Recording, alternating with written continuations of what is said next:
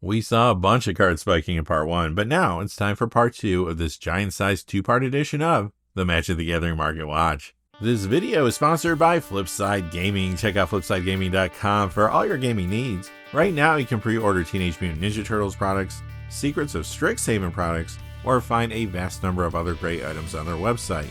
Remember, shipping is free in the US if your order is over $100 or consists only of singles. Just look at the description or comment section below for direct links to their site.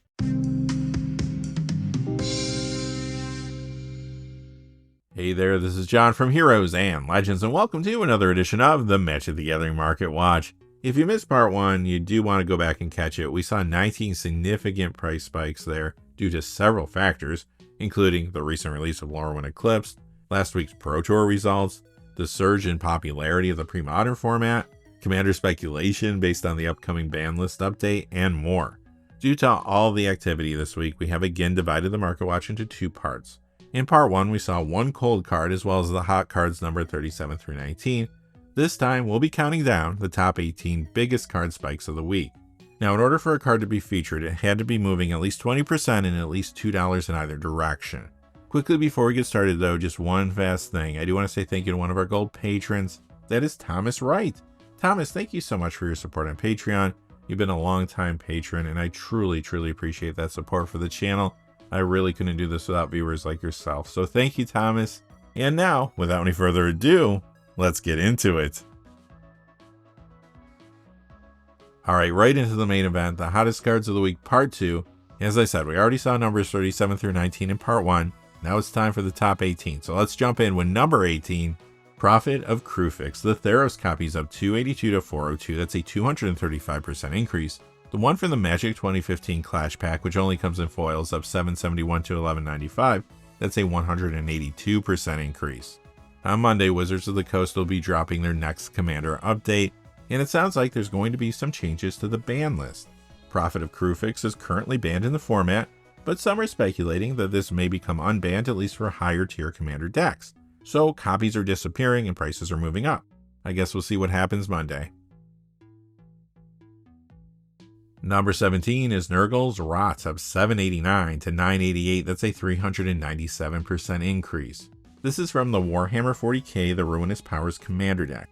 It appears in Commander builds around Arietta the Charmed Apple and Abaddon the Despoiler from its pre-con, for example. However, this price spike is due to speculation based on the little bit that we know about Secrets of Strixhaven.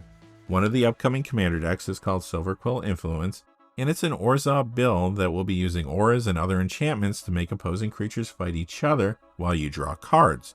Nurgle's Rot may be a good upgrade to the deck, or it might be useful in fresh builds around the front-facing Commander, which has been revealed. That's Killian, Decisive Mentor. Since Nurgle's Rot is a Warhammer 40k themed card, it's pretty safe to say there isn't a reprint coming in the near future, and that's why many are comfortable speccing on it now. Number 16 is Mudslide, up $8.88 to $11.87. That's a 297% increase. This reserveless card was featured on this week's MTG Goldfish Commander Clash podcast, which introduced it to a whole new audience, and copies began to dry up, hence the price increase. I imagine you're going to see a lot of these things coming out of the woodwork once people see the price spike, and at that point it should stabilize. Number 15 is Brigid, Hero of Kinsbale, up $9.56 to $12.50. That's a 325% increase. This is a Lorwyn rare that's never been reprinted, so I guess I'll get to use my one per video for part 2 now. You may know that during this time period in Magic, there was a recession in the game, and less packs of Lorwyn as well as some other sets were cracked. Due to the lower supply, some of these cards that haven't been reprinted, especially the rares, tend to spike when there's some attention on them. So why are people paying attention to this now? Well, Kithkin just got a nice boost in support from Lorwyn Eclipse, and I'm seeing a lot of players putting Brigid, Hero of Kinsbale in a Commander build around a card from the new set. That's Brigid Clackhand's Heart / Brigid Doan's Mind. Number 14 is Sundial of the Infinite. The Magic 2012 copies of $584 to $18.99. That's a 44% increase. The Mystery Booster Retail Edition copy, which only comes in foil, is up $9.82 to $26.90. That's a 57% increase. This has seen Commander play in several builds, like the ones around Obeka Brute Chronologist and Mishra Tamer Makvawa, for example. Now though, many players are grabbing copies of this to upgrade the Lorwyn Eclipse Dance of the Elements Commander deck. Turns out that Sundial of the Infinite plays well with both commanders packaged in the deck, since they each have an ability that makes tokens which you may have to sacrifice at the end of the turn. Sundial of the Infinite will let you keep those tokens. It's also great in fresh builds around both of these legendary creatures. They are the front-facing commander Ashling the Limitless and Massive Mysteries. A week ago, this was number 40 on our expanded hot list. Last week it made it all the way up to number 6. This week it falls 7 spots to number 13. Wart Boggart Ante, up 987 to 3957. That's a 33% increase. This is another Lorwyn rare that is yet to be reprinted, but I already did use my one per video. So aside from the scarcity thing, what's making this card hot? Wart commander decks have been getting better thanks to the goblin support found in Lorwyn Eclipse, and this card is found in builds around Slimefoot and Squee. Those decks are also doing better with the tools they receive from the new set. Additionally, I'm seeing some players putting Wart Boggart Ante in their commander builds around a new card from Lorwyn Eclipse. That's Grub Storied Matriarch / Grub Notorious Ante. Number 12, Insatiable Avarice, up $11.11 to $14.51. That's a 327% increase. First off, this does get 1v1 dual commander play in Acerak the Archlich builds, and in regular commander it's found in several decks, including ones around Carrick Son of Yawgmoth and Edgar Markov, for example. Now it's even getting additional commander play and builds around a new card from Lorwyn Eclipse. That again is Grub Storied Matriarch / Grub Notorious Ante. However, the key driver for Insatiable Avarice's spike is standard. Last weekend at Pro Tour Lorwyn Eclipse, 2 Dimir Excruciator decks made it into the top 8. One of those decks came in first place. Guess what? Both were running 3 copies of this card. As players scrambled to build their own Dimir Excruciator decks, copies of this disappeared, and the price spiked quickly. Number 11 is Deceit, up $11.30 to $31.30. That's a 57% increase. This new Lorwyn Eclipse card is making waves in several formats. In Pioneer, I'm starting to see it appear in Nib to Light, and in Modern, some players are trying it in Living End decks. It is beginning to get commander play too in a few builds, including Yarok the Desecrated, and I am seeing some players getting Deceit to upgrade the Lorwyn Eclipse Dance of the Elements commander deck, while others are putting it in new builds around Ashling the Limitless from there. Again though, the standard format is the main reason for Deceit's price spike. This was a 4 of in both of those Dimir Excruciator decks in the top 8, including the winning deck, and an Is It Elementals deck in the top 8 was running 3 copies of this in the main and 1 in the sideboard. That alone is enough to spike the card, but Deceit also appears in several other popular commander decks, like Sultai Reanimator, Sultai Elementals, Dimir Control, 4-color Elementals, Teamer Elementals, Esper Elementals, and sometimes 4-color Reanimator. Alright, quickly before we get to our top 10, just a fast reminder, this video is sponsored by Flipside Gaming. Check out flipsidegaming.com for all your gaming needs. Right now, you can pre-order Teenage Mutant Ninja Turtles products there. You can also pre-order Secrets of Strixhaven products, or find any number of other great items on their website. Remember, if your order is over $100 or consists only of singles, shipping will be free in the US.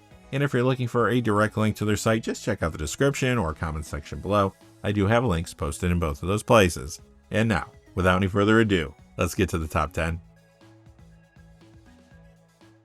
Coming in at number 10 is Biorhythm, the Onslaught copy up $10.19 to $19.99. That's a 104% increase. The 9th edition copy is up $12.84 to $21.48. That's a 149% increase. This has been known to see some play in pre-modern Elves decks, but pre-modern isn't responsible for the spike this time. Here's another card that's banned in Commander, and some are speculating that it may become unbanned, at least for higher tier Commander decks after Monday's announcement. Again, time will tell. These can be risky specs when you buy them right before the ban list update, but if any cards are unbanned, they will jump up in price, no doubt. A week ago, this was number 31 in the hot list. Last week it climbed to number 12, and this week it's up 3 more spots to number 9, Abeyance, up $13 to $43. That's a 43% increase. This reserve list card is moving up because of the play it sees in the pre-modern format. It's found in the sideboards of a couple decks that are getting more play now that Parallax Tide is banned there. They are Selesnya Enchantress and Iggy Pop. Abeyance is also in sideboards and sometimes the main deck of Azorius Replenish, and that deck is still hanging around even without Parallax Tide. Number 8 is Raffaello Slanowar Emissary of 1373 to 6696. That's a 26% increase. This reserve list card is currently banned in Commander, so you know what's going on here. It's spiking as speculation ramps up, leading to Monday's Commander ban list update. If this does get unbanned, even just for higher tier Commander decks, the price of this will jump aggressively. We'll see what happens Monday. Number 7, Harvester of Misery of 1474 to 1895. That's a 350% increase. This is from Outlaws of Thunder Junction's The Big Score subset, so it is a harder pull than a card from the main set. First off, this is found in Pioneer Grixis midrange and sometimes Modern Living End builds. It also appears in 1v1 dual commander decks around Jensen Carthalion Druid Exile. However, again, it's the standard format that's making this card's price spike. Harvester of Misery was a 3-of in both of the Dimir Excruciator decks that made it into the top 8 of Pro Tour lore when eclipsed. Again, that alone is enough to spike a card like this, but Harvester is in many other popular standard decks as well, including Sultai Reanimator, 4-color Reanimator, Sultai Self-Mill, Abzan Insidious Roots, and Esper Elementals. Number 6, Undiscovered Paradise of 1499 to 4999. That's a 43% increase. This is another reserve list card spiking because of the play it sees in the pre-modern format.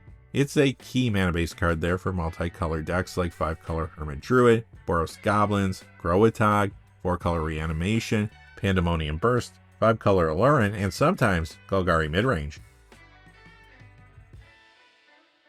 Number 5 is Roaming Throne. This is up 1545 to 6945 for a 29% increase.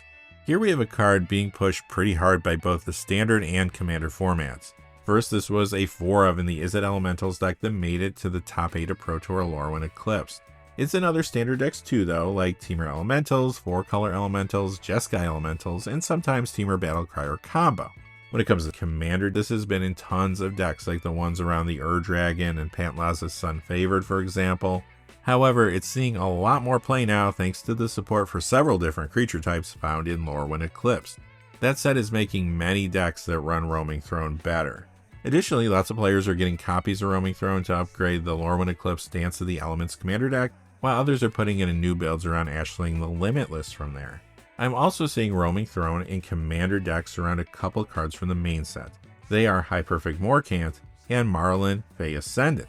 Plus, Roaming Throne was mentioned this week on the Command Zone podcast as a card that may play well with one of the cards previewed from the upcoming Teenage Mutant Ninja Turtles set. The card is Krang and Shredder, and the mention may be contributing to the price increase. Moving up 4 spots this week to number 4, Deranged Hermit from Urza's Legacy, up 1806 to 8555. That's a 27% increase. Sure, this reserve list card sees a little commander play and builds around Chatterfang Squirrel General, for example, but it's the pre-modern format moving its price currently. This is an Elves Dex and Naya Survival Welder there. Both of those builds have been gaining momentum since Parallax Tide was banned. Deranged Hermit is also working its way into some other decks. Sometimes you see it in the Rock, for example, but the pre-modern Elves deck is really the key driver for the price increase right now. Number 3, Recurring Nightmare of 3651 to 11096. That's a 49% increase. This is another reserve list card spiking because of the play it's seeing in pre-modern. Recurring Nightmare is making its way into the Rock, and that deck is taking up more of the field now that Parallax Tide has been banned. Number 2, Jeweled Lotus. The Commander Masters copy goes up $31.54 to $100.13. That's a 46% increase. The Commander Legends copy up $40.03 to $100. That's a 67% increase. This card lost a lot of value a while back when it was banned in Commander. However, some players and speculators have been banking on the possibility that Jeweled Lotus could become unbanned, at least for our higher power Commander bracket decks. That's why it's spiking this week. The ban list update is Monday. Will we see the return of Jeweled Lotus to the format? Time will tell. And finally, coming in at number 1, Rashad Import. The Masters 25 copy goes up $275 to $1174. That's a 31% increase. The Mercadian Mask copy is up $42.23 to $142.22. That's a 42% increase. This appears in several 1v1 dual commander builds, like the ones around Felia Exuberant Shepherd and Lumer Bellow of the Woods, for example. However, the key driver for this price spike is again the pre-modern format. The format keeps growing in popularity, and the recent banning of Parallax Tide has shaken up the meta.